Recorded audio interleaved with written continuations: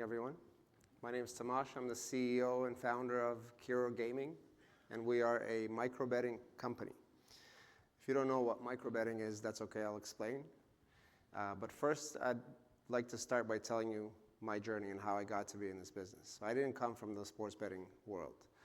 I spent the past 17 years or so being a CTO, a head of product in gamification and social type companies. And what I realized being a very avid sports fan is that if you analyze all of the mainstream entertainment technologies that are being mass adopted around the world, they all share some common denominators. And those common denominators are actually absent from the sports betting experiences. So what are those things? It's instant gratification. We don't wait for our dopamine 2 hours anymore. We swipe through TikTok and get it every 10 seconds. Social, and most importantly, mindless consumption. We don't exercise, or consumers don't exercise too much of their cognitive ability consuming anything that they consume from an entertainment standpoint. And yet if you analyze any sportsbook of today, and 2.5 years ago when I started, it's basically a very complicated array of bets and odds that you have to exercise so much of your mental capacity to consume. It's counterintuitive to what the mass market is being conditioned to from an entertainment standpoint. And so if you fast forward 5 years from now and ask the question, well, how will sports betting be done at scale? It's probably going to look a lot more like this than what, no offense to FanDuel or DraftKings, what their apps look like today. And so that's what we're building. We build a white label technology that curates highly contextual binary bets on what is happening on the field right now. So instant gratification.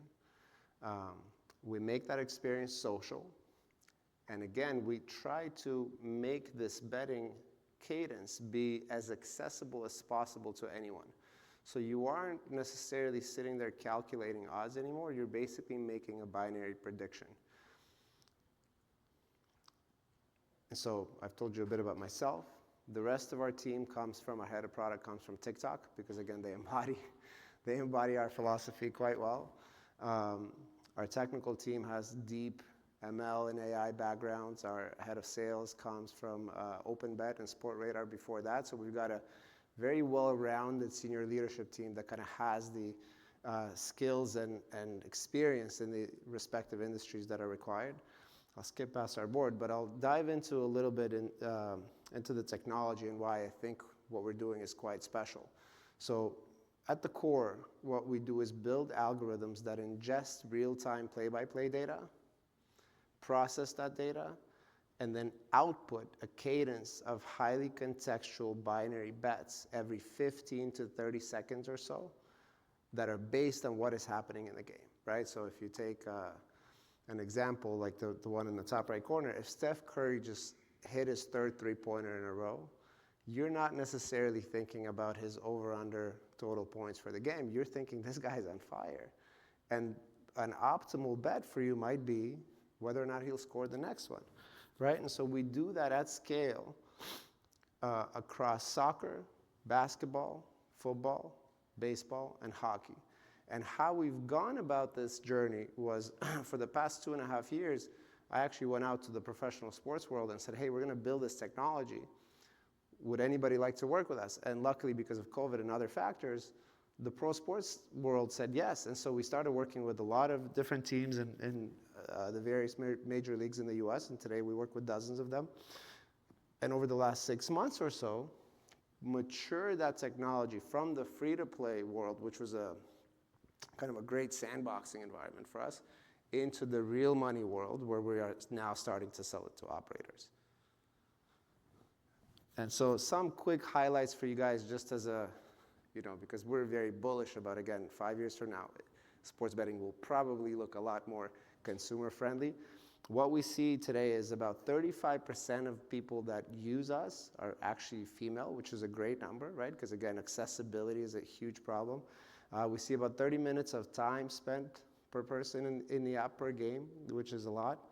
53% are under the age of 30, again, catering to the next generation. And to be clear, what we're trying to do is not replace the traditional sportsbook.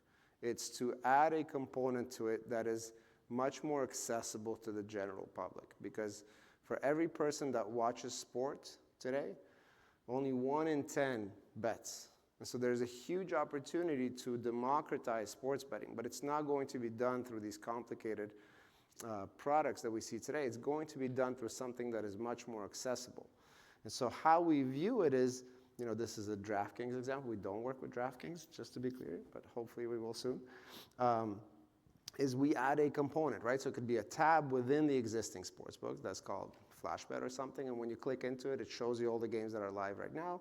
And when you choose that Boston Celtics Miami Heat game, now you're getting that curated cadence of highly contextual bets that are relevant to what is happening on the court of that particular game, right? So not replacing, augmenting, and complementing. I self-funded the company for the first 2 years. We were very blessed last year to raise 2 rounds, one in February, one in November, total of $3 million. Our milestones from a product standpoint are launch, continue to build pricing algorithms for these markets that we build, and at some point get into the personalization space, because that's actually, I think that's the end goal, and there was a company that was presenting personalization, so we certainly see the future very similarly. And the last thing I'll say is we're backed pretty much by the best and brightest strategic individuals, funds, and operators in the gaming industry. Thank you very much.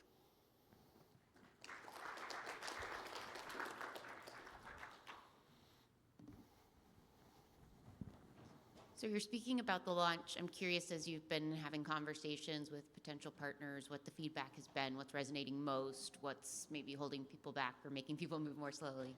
Yeah, I mean, look, so, we knew we were onto something just from the free-to-play times, because any team, when we would launch with the Chicago Bulls or the 49ers, we just saw how much demand and traction there was to the product.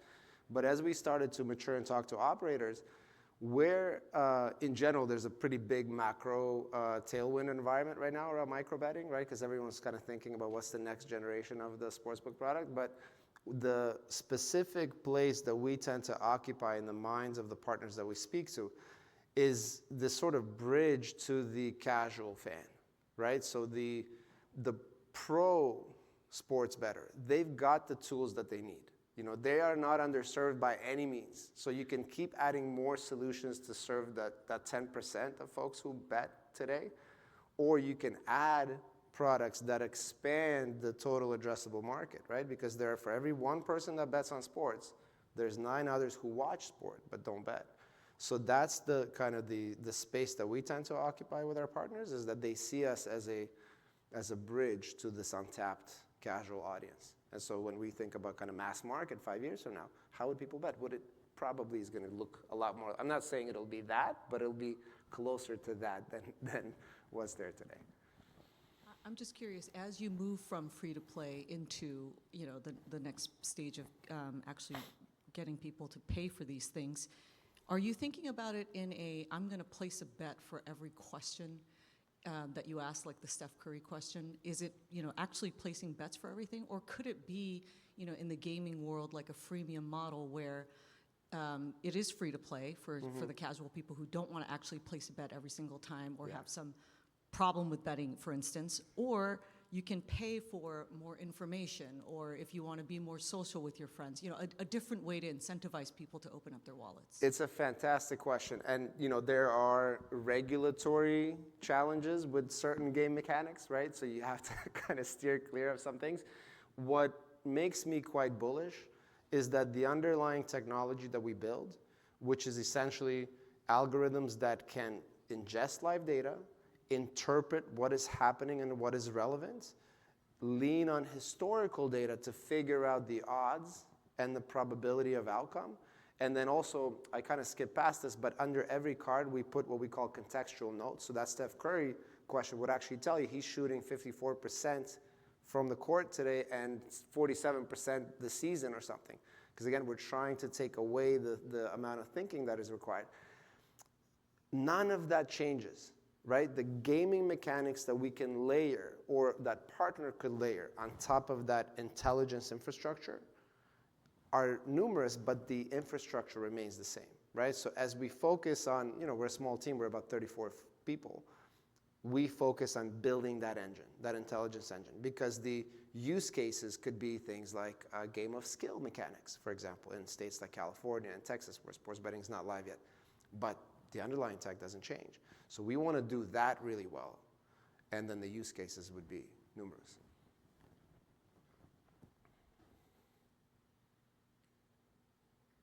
Awesome. Thank you, guys.